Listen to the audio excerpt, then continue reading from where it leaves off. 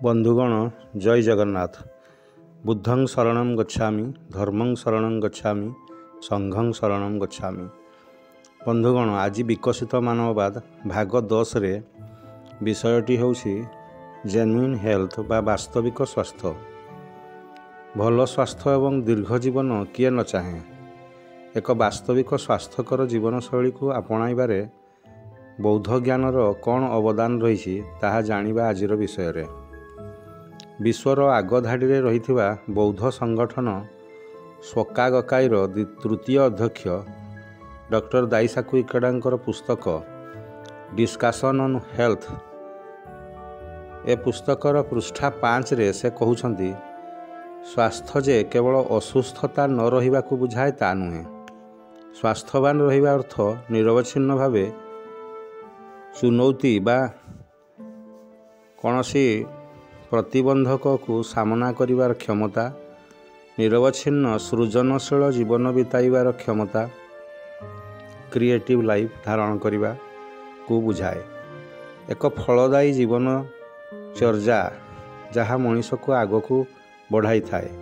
सर्वदा एक नूतन दृष्टिकोण रे आग को बढ़ुथिबार जीवन को स्वास्थ्य बुझाए। वास्तविक स्वास्थ्य जीवन को एक अप्रतिद्वंदी योद्धा बनाई थाए। वास्तविक स्वास्थ्य मन और शरीर को निरवच्छिन्न शक्तिशाली बनाई चले एवं आम जीवनर शेष पर्यंत। भल स्वास्थ्य गुड हेल्थ एवं बौद्ध धर्म अभ्यास बा बुद्धिस्ट प्रैक्टिस मध्यरे कौन संपर्क रही आसंतु जानिबा। साधारण भावे आमे स्वास्थ्य ठीक ठाक थिला बेले शरीर प्रति एते ध्यान देई न थाउ।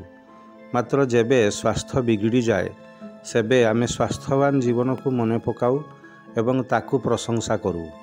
स्वाभाविक भावे जदिओ आमे भल स्वास्थ्य को उपभोग करि थाउ, मात्र समय समय रे आम शरीर बिगड़ी थाए।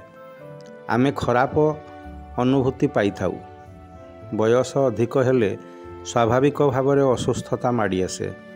यह जीवनर एक मूल सिद्धांत जे जन्म हेबा, शैशव अवस्था, युवावस्था, कौशरावस्था, वृद्धावस्था जेमिति गोटी गोटी होई माड़ी चले, ठीक सेमिति स्वास्थ्यवान रहिबा एवं असुस्थ रहिबा एक स्वाभाविक प्रक्रिया। आम शरीर रे उभय स्वास्थ्यवान एवं असुस्थता सहवास बा को एक्जिस्ट करथांती। बौद्ध धर्मगुरु निचिरेन दाइसनिनकर पुस्तक राइटिंग्स ऑफ निचिरेन दाइसनिन भाग 1 रो दि 3 काइंड्स ऑफ ट्रेजर विषयटी से लिखिछंती गोदाम घरे गच्छित थिबा धन संपत्ति अपेक्षा शरीर रूपक धन संपत्ति बा स्वास्थ्यवान रहिबा अधिक मूल्यवान अटे। ए समस्त धन संपत्ति अपेक्षा हृदय रूपक धन संपत्ति सबुठारु मूल्यवान अटे। अर्थात हृदयवान व्यक्तिर हृदयटी हेउछि सबुठारु मूल्यवान वस्तु। बौद्ध महाजान दृष्टिकोणरू शरीर को स्वास्थ्यवान रखिबार प्रचेष्टा मनीष को बोधिसत्व अवस्था आड़क नहीं जाए। बोधिसत्व अवस्था एपरी एक मानसिक अवस्था जहाँ निस्वार्थपर परोपकार कार्य तथा पूरा मनुष्य और अन्य प्राणी मानकर मंगल कामना करी ताकू कर्मरे कार्यकारी करने को बुझाए। बुद्धिजीवी अनुसार स्वास्थ्यवान अवस्था केवल नकारात्मक प्रभाव मुकुलिबा को बुझाई न थाए, बरं स्वास्थ्यवान अवस्था आमको उच्च सकारात्मक भावना जगाइबा सहित आमको अत्यंत सक्रिय बनाई थाए। एपरिकी आम सहित आम जीवन सहित घटुथिबा समस्त घटना प्रभाव पाई निजे निजको दायी करा जाए बा रेस्पॉन्सिबल निया जाए, ताकू सामना करने को शिक्षा दिए। आमे निजे निजर समस्त घटना विशेषकर नकारात्मक घटनार समाधान निजे करिपारू। केवल निज भितर सीमित न रही आम सहित थिबा समस्त मनुष्य मानकर समस्या को बा जीव मानकर समस्या को समाधान करबा पई आमे अंटा भिड़ी बाहरी आसु। एपरी एक बोधिसत्व मानसिक अवस्था को जेन्युइन हेल्दी लाइफ कहा जाई पारे। डिक्शनरी अर्थ रे डिजीज रो अर्थ नॉट एट इज सहज भाव में न रहिबा ताकू बुझाए। अर्थात कम्फर्ट बा सुविधारे रहिबार विपरीत अर्थ ହେଉଛି ଡିଜିଜ୍। ବୌଦ୍ଧ ଜ୍ଞାନ କହେ ଏଟ୍ ଇଜ୍ ବା ସହଜ ଭାବରେ ରହିବା ବା ସ୍ୱାସ୍ଥ୍ୟବାନ ରହିବା ଅର୍ଥ ନୁହେଁ ଅସୁବିଧା ଠାରୁ ମୁକ୍ତି, ବରଂ ସ୍ୱାସ୍ଥ୍ୟବାନ ରହିବା ଅର୍ଥ ଯେକୌଣସି ସମସ୍ୟାକୁ ସାମନା କରିବାର ସାମର୍ଥ୍ୟ ଏବଂ ଜିତି ପାରିବାର ସାମର୍ଥ୍ୟକୁ ବୁଝାଇଥାଏ। ଅସୁସ୍ଥ ରହିବା ଏକ ସମସ୍ୟା। ଅସୁସ୍ଥତା ଶରୀରକୁ କବଳିତ କରିପାରେ, ମାତ୍ର ତାକୁ ସାମନା କରି ସୁସ୍ଥ ହୋଇ ଉଠିବା ହିଁ ଅସଲି ସ୍ୱାସ୍ଥ୍ୟ ବା ଜେନୁଇନ୍ ହେଲ୍ଥକୁ ବୁଝାଇଥାଏ। ତେଣୁ ବୌଦ୍ଧ ଜ୍ଞାନ ଜେନୁଇନ୍ ହେଲ୍ଥକୁ ଅଗ୍ରାଧିକାର ଦେଇଥାଏ। ପୁଣି ବୌଦ୍ଧ ଜ୍ଞାନ ବତାଏ ଯେ ଅସୁସ୍ଥତା ବା ଇଲନେସ୍ ଆମ ଜୀବନକୁ ଏକ ସୁଯୋଗ ଦିଏ। ଗୋଟିଏ ସମସ୍ୟାକୁ ଯେଉଁ ସୁସ୍ଥତା ଆସେ ଗୋଟିଏ ସମସ୍ୟାକୁ ଜିତିବା ପାଇଁ, ଗୋଟିଏ ଅସୁସ୍ଥତା ପରେ ଯେଉଁ ସୁସ୍ଥତା ଆସେ ସେବେ ଅତ୍ୟନ୍ତ ପ୍ରାଣଦାୟୀ ଅନୁଭବ କରେ ପ୍ରାଣୀ, ଅତ୍ୟନ୍ତ ଆଶାବାଦୀ ଏବଂ ସକ୍ରିୟ ହୋଇ ଉଠେ ପ୍ରାଣୀ। କୌଣସି ଦୁରାରୋଗରେ ପୀଡ଼ିତ ହେଲେ ବୌଦ୍ଧ ଜ୍ଞାନ କ'ଣ ଶିକ୍ଷା ଦିଏ? ବୌଦ୍ଧ ଜ୍ଞାନ କହେ ସେଥିରେ ଦୁଃଖରେ ଭାଙ୍ଗି ନ ପଡ଼ି, ବିରକ୍ତ ଭାବ ପ୍ରକଟ ନ କରି, ଯଦି ତାହାକୁ ଏକ ବଡ଼ ସମସ୍ୟା ଭାବି ନିଜ ଭିତରେ ନିଜ ପ୍ରତି ଦୟାଭାବ ସୃଷ୍ଟି କରି ତାକୁ ଜୀବନରୁ ହଟାଇବାର ଏକ ସୁଯୋଗ ବୋଲି ଭାବି ଯଦି ଆମେ ଏକ ଦୃଢ଼ ସଂକଳ୍ପ ନେବା ପୁଣି ସୁସ୍ଥ ହୋଇ ଉଠିବାର, ତେବେ ଆମେ ନିଶ୍ଚିତ ଭାବରେ ବିଜୟୀ ହୋଇପାରିବା। ଏଠାରେ ଉଲ୍ଲେଖନୀୟ କଥାଟି ହେଲା ନିଜ ଭିତରେ ଦୟାଭାବ ବା କମ୍ପେସନେଟ୍ ହେବାର ଭାବ ସୃଷ୍ଟି କରିବା, ଅର୍ଥାତ୍ କମ୍ପ୍ଲିଟ୍ ସାରେଣ୍ଡର ଟୁ ଦ ଲୋଟସ୍ ସୂତ୍ର। ନିଜକୁ ଜଣେ ବୋଧିସତ୍ତ୍ୱ କରି ଗଢ଼ି ତୋଳିବାର ଦୃଢ଼ ସଂକଳ୍ପ ହିଁ ଆମକୁ ଅସୁସ୍ଥତା ସମସ୍ୟାରୁ ମୁକ୍ତି ଦେଇପାରିବ। ଏହି ପ୍ରସଙ୍ଗଟି ରାଇଟିଂସ୍ ଅଫ୍ ନିଚିରେନ୍ ଦାଇସୋନିନ୍ ଭାଗ 1 ପୃଷ୍ଠା 937 ବିଷୟ the good medicine for all ଇଲ୍ସରେ ନିଚିରେନ୍ ଦାଇସୋନିନ୍ କହିଛନ୍ତି, illness give rise to the resolve to attain the way. ଏଠାରେ ଟୁ ଆଟେନ୍ ଦ ୱେ ଅର୍ଥ ବୋଧିସତ୍ତ୍ୱ ୱେ।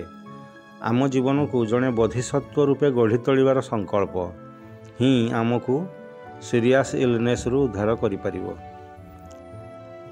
ଭଲ ସ୍ୱାସ୍ଥ୍ୟ ମେଣ୍ଟେନ୍ କରିବାର କ'ଣ ଆବଶ୍ୟକତା ରହିଛି ମଣିଷ ଜୀବନରେ, ତା'ର ବ୍ୟାଖ୍ୟା କରିଛନ୍ତି ସକାକାଇର ତୃତୀୟ ପ୍ରେସିଡେଣ୍ଟ ଡକ୍ଟର ଦାଇସାକୁ ଇକେଡା ତାଙ୍କର ନ୍ୟୁ ହ୍ୟୁମାନ୍ ରିଭଲ୍ୟୁସନ୍ ଭାଗ 17 ପୁସ୍ତକର ଗ୍ରୀନ୍ ଫିଲ୍ଡ ବିଷୟଟିରେ। ସେ କୁହନ୍ତି, ବୁଦ୍ଧିଜିମ୍ କର୍ମ ଆଧାରରେ ଜୀବନଚର୍ଯ୍ୟାକୁ ପ୍ରୋତ୍ସାହିତ କରିଥାଏ। ଜଣେ ବୌଦ୍ଧଜ୍ଞାନୀ ଆତ୍ମ ଅନୁଶାସନ ଶିକ୍ଷା କରେ। ଆମେ ଆମ ନିଜର ସ୍ୱାସ୍ଥ୍ୟ ପ୍ରତି ଯତ୍ନଶୀଳ ହେବା ଆମର ନିଜର ଦାୟିତ୍ୱ। ଆମେ ଆମ ଜୀବନକୁ ଚରିତାର୍ଥ କରିବା। ଆମେ ଯେଉଁ କର୍ମକ୍ଷେତ୍ରରେ ନିପୁଣ, ତା ବାଦ ଏ ସମାଜକୁ ଆମର ଅବଦାନ ରହିବ ନିଃସ୍ୱାର୍ଥପର ବିଶ୍ୱଶାନ୍ତି ପାଇଁ କିଛି କର୍ମ କରିବାରେ। ନିଜେ ସୁସ୍ଥ ରହିଲେ ହିଁ ନିଃସ୍ୱାର୍ଥପର ସେବା କରିପାରିବା। ସ୍ୱାସ୍ଥ୍ୟବାନ ରହିବାର ଆମର ଜ୍ଞାନ ବା ୱିସଡମ୍ କାମ କରିବା ଦରକାର। ଆମର ବହୁତ କିଛି କରିବାର ଅଛି ଏ ପୃଥିବୀ ପାଇଁ, ଏ ସମାଜ ପାଇଁ, ନିଜ ପରିବାର, ନିଜ ଦେଶ ଏବଂ ରାଜ୍ୟ ପାଇଁ।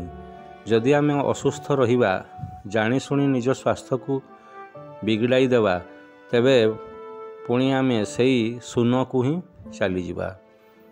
ଧରନ୍ତୁ ଆପଣ ଅସୁସ୍ଥ ହୋଇପଡ଼ିଲେ ବା ଗୋଟିଏ ଦୁର୍ଘଟଣା ଘଟାଇ ଦେଲେ, ତେବେ ଟିକେ ଗଭୀର ଭାବରେ ଚିନ୍ତା କଲେ ଆପଣ ଜାଣିପାରିବେ କିଭଳି ଆପଣ ଆପଣଙ୍କର ପରିବାର ତଥା କର୍ମକ୍ଷେତ୍ରରେ ସହଯୋଗୀ ତଥା ସମାଜକୁ ଆପଣ କେତେ ହଟ୍ କଲେ। ସୁସ୍ଥ ରହିବା ଜୀବନର ମୌଳିକ କର୍ତ୍ତବ୍ୟ ପ୍ରତ୍ୟେକ ଜୀବ କ୍ଷେତ୍ରରେ। ଏହାକୁ ଅବହେଳା କରିବା ବା ହାଲୁକା ଭାବରେ ନେବା ଏକ ପ୍ରକାର ବିକର୍ମ ଅଟେ। ଆମର କର୍ମ ଯଦି ଅନ୍ୟକୁ ହଟ୍ କରୁଛି ତେବେ ତାହା ବିକର୍ମ ଅଟେ। Buddhism is reason, Buddhism is based on karma, Buddhism is karma changing philosophy.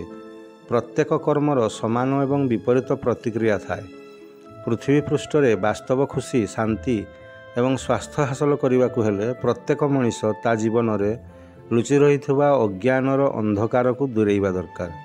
ତେବେ ଯାଇ ସମସ୍ତେ ଦୀର୍ଘ ଜୀବନ, ସ୍ୱାସ୍ଥ୍ୟବାନ ଜୀବନ ଏବଂ ଜୀବନର ପୂର୍ଣ୍ଣତା ପ୍ରାପ୍ତ କରିବା ସମ୍ଭବ ହେବ। ଏହି ସିଦ୍ଧାନ୍ତ ଆଜି ସକାଗକାଇର କୋସେନରଫୁ ବା ୱାର୍ଲଡ ପିସ୍ ଆନ୍ଦୋଳନକୁ ବଞ୍ଚାଇ ରଖିପାରିଛି। ସକାଗାକାଇର ପ୍ରତିଷ୍ଠାତା ପ୍ରଥମ ପ୍ରେସିଡେଣ୍ଟ ମିଷ୍ଟର ସୁନେସାବୁର ମାକିଗୁଚି ତାଙ୍କ ପୁସ୍ତକ ଦି 5 ଇଟର୍ନାଲ ଗାଇଡଲାଇନ୍ସ ଅଫ୍ ସକାଗାକାଇ ପୃଷ୍ଠା 41ରେ ଲେଖିଛନ୍ତି, ଖୁସି ରହିବାର ମୁଖ୍ୟ ଆବଶ୍ୟକତା ହେଉଛି ସ୍ୱାସ୍ଥ୍ୟ। ସର୍ବଦା ସକ୍ରିୟ ରହିବା ମଧ୍ୟ ଭଲ ସ୍ୱାସ୍ଥ୍ୟ ରହିବାର ଏକ ମାଧ୍ୟମ। ଦି SGI ସକାଗାକାଇ ଇଣ୍ଟରନ୍ୟାସନାଲ ଏକ ଆଧ୍ୟାତ୍ମିକ ମରୁଦ୍ୟାନ, ସ୍ପିରିଚୁଆଲ ଓଏସିସ୍। ସଂଘର ସଭ୍ୟମାନଙ୍କ ସହିତ ମିଶି ୱାର୍ଲଡ ପିସ୍ ବା ବିଶ୍ୱ ଶାନ୍ତି ପାଇଁ ସକ୍ରିୟ ରହି କର୍ମ କରିବା ଦ୍ୱାରା ଜୀବନ ପରିପୁଷ୍ଟ ହୋଇପାରେ। ଏହା ଜୀବନରେ ଊର୍ଜା ଭରିଦିଏ, ସ୍ୱାସ୍ଥ୍ୟର ଉନ୍ନତି ଘଟେ, ଜୀବନୀ ଶକ୍ତି ସବଳ ହୁଏ ଏବଂ ଏହା ଖୁସି ରହିବାର ଉତ୍ସ ବନିଯାଏ। ସେହିଭଳି ଡକ୍ଟର ଦାଇସାକୁ ଇକେଡାଙ୍କର ପୁସ୍ତକ ନ୍ୟୁ ହ୍ୟୁମାନ୍ ରିଭଲ୍ୟୁସନ୍ ଭାଗ 10ର କ୍ରାଉନ୍ ଚାମ୍ପିୟନ୍ସ ବିଷୟଟିରେ ସେ ଲେଖନ୍ତି, ଆଧୁନିକ ସମାଜର ମଣିଷମାନଙ୍କୁ ହାଫ୍ ହେଲ୍ଦି ବା ଅର୍ଦ୍ଧ ସ୍ୱାସ୍ଥ୍ୟବାନ ବୋଲି କୁହାଯାଇପାରେ। ଅର୍ଥାତ୍ ଆମେ ସମସ୍ତେ କିଛି ନା କିଛି ଅସୁସ୍ଥତାରେ ପୀଡ଼ିତ ଏବଂ ବୟସ ଉପରାନ୍ତେ ଆମର ଶାରୀରିକ ସୁସ୍ଥତା ବିଗିଡ଼ି ଯାଉଛି। କିନ୍ତୁ ଦୁଃଖୀ ରହିବା ବା ଅନହ୍ୟାପିନେସ୍ ରହିବାରେ କ'ଣ ଅସୁସ୍ଥତା ହିଁ ଦାୟୀ? ନିଶ୍ଚିତ ଭାବରେ ନୁହେଁ। ଅସୁସ୍ଥତା ଆଗରେ ଆମେ ହାରିଯିବାର ମନୋଭାବ ତଥା ଆଶା ବିଶ୍ୱାସ ହରାଇବା ହିଁ ଆମର ଦୁଃଖୀ ରହିବାର କାରଣ ଅଟେ। ଆମେ ସେତେବେଳେ ଦୁଃଖୀ ହୋଇଯାଉ ଯେବେ ଆମେ ଭୁଲିଯାଉ ଯେ ଆମର ଜୀବନର ଉଦ୍ଦେଶ୍ୟ ହେଉଛି ବିଶ୍ୱ ଶାନ୍ତି ପାଇଁ କିଛି କରିବା। ଆଧୁନିକ ସମାଜରେ ଆଜି ଅନେକ ମଣିଷ ଶାରୀରିକ ଭାବରେ ସୁସ୍ଥ ଥିଲେ ମଧ୍ୟ ଆଧ୍ୟାତ୍ମିକ ଭାବରେ ଶୂନ୍ୟରେ ଅଛନ୍ତି। ତେଣୁ ଦୁଃଖ ସେମାନଙ୍କୁ ମାଡ଼ି ବସିଛି। ପ୍ରକାରାନ୍ତରେ ସକାଗାକାଇ ସଭ୍ୟ ସାରା ପୃଥିବୀରେ ଅସୁସ୍ଥତା, ରୋଗ ବୈରାଗ ସହିତ ଶାରୀରିକ ଅକ୍ଷମତା ସହିତ ଯୁଦ୍ଧ କରି କେବଳ ଯେ ନିଜ ପାଇଁ ଖୁସି ସାଉଁଟୁଛନ୍ତି ତା ନୁହେଁ, ବରଂ ଅନ୍ୟମାନଙ୍କର ଖୁସି ପାଇଁ ମଧ୍ୟ ନିଜର ଅବଦାନ ରଖିପାରୁଛନ୍ତି। ବୌଦ୍ଧ ଜ୍ଞାନ କହେ, ମୋଷ୍ଟ ଫଣ୍ଡାମେଣ୍ଟାଲ ଲେଭେଲରେ ହେଲ୍ଥ ଏବଂ ସିକନେସ୍ ଏକ ଅଟନ୍ତି। ସମୟ ସମୟରେ ଆମ ଶରୀର ହେଲ୍ଦି କଣ୍ଡିସନ୍ ବା ସୁସ୍ଥ ଅବସ୍ଥାକୁ ପ୍ରକଟ କରିଥାଏ, ପୁଣି ସମୟ ସମୟରେ ଅସୁସ୍ଥତାକୁ ପ୍ରକଟ କରିଥାଏ। ଏହି ଦୁଇଟି ଅବସ୍ଥା ପ୍ରକଟ ହେବା ସ୍ୱାଭାବିକ ଏବଂ ପରସ୍ପର ସମ୍ବନ୍ଧିତ ବା ଇଣ୍ଟରକନେକ୍ଟେଡ୍। ତେଣୁ ଗଭୀର ପ୍ରୟାସ ଆମର ବିଶ୍ୱାସ ଉପରେ ରଖି ବା ଲଟସୂତ୍ର ଉପରେ ବିଶ୍ୱାସ ରଖି ଏବଂ ଅସୁସ୍ଥତା ବିରୁଦ୍ଧରେ ଲଢ଼େଇ କରି ଆମେ ଉଭୟ ଶାରୀରିକ ଏବଂ ମାନସିକ ସୁସ୍ଥତାକୁ ନିଜ ଜୀବନରେ ପ୍ରତିଷ୍ଠା କରିପାରିବା। Modern medicine, modern technology, modern health ଫ୍ୟାସିଲିଟିର ଉପଯୋଗ କରି ଆମ ଅନ୍ତଃକରଣରେ ଦୃଢ଼ତା, ପବିତ୍ରତା, ଦୟାବାନ ଇତ୍ୟାଦି ଦିବ୍ୟ ଗୁଣକୁ ଧାରଣ କଲେ ଅସୁସ୍ଥତା ଆମର ଉନ୍ନତିର ଏକ ସୁଯୋଗ ବନିଯିବ। ଏହା ହିଁ ବୌଦ୍ଧ ଜ୍ଞାନ ଆଧାରରେ ଜେନୁଇନ୍ ହେଲ୍ଥକୁ ବୁଝାଇଥାଏ। ବନ୍ଧୁଗଣ, ଆପଣମାନେ ଧୈର୍ଯ୍ୟର ସହିତ ବିକଶିତ ମାନବବାଦ ଭାଗ 10ରେ ବାସ୍ତବ ସ୍ୱାସ୍ଥ୍ୟ ପ୍ରସଙ୍ଗଟିକୁ ଶେଷ ପର୍ଯ୍ୟନ୍ତ ଶୁଣିଥିବାରୁ ଧନ୍ୟବାଦ। ବୁଦ୍ଧଂ ଶରଣଂ ଗଚ୍ଛାମି, ଧର୍ମଂ ଶରଣଂ ଗଚ୍ଛାମି, ସଂଘଂ ଶରଣଂ ଗଚ୍ଛାମି।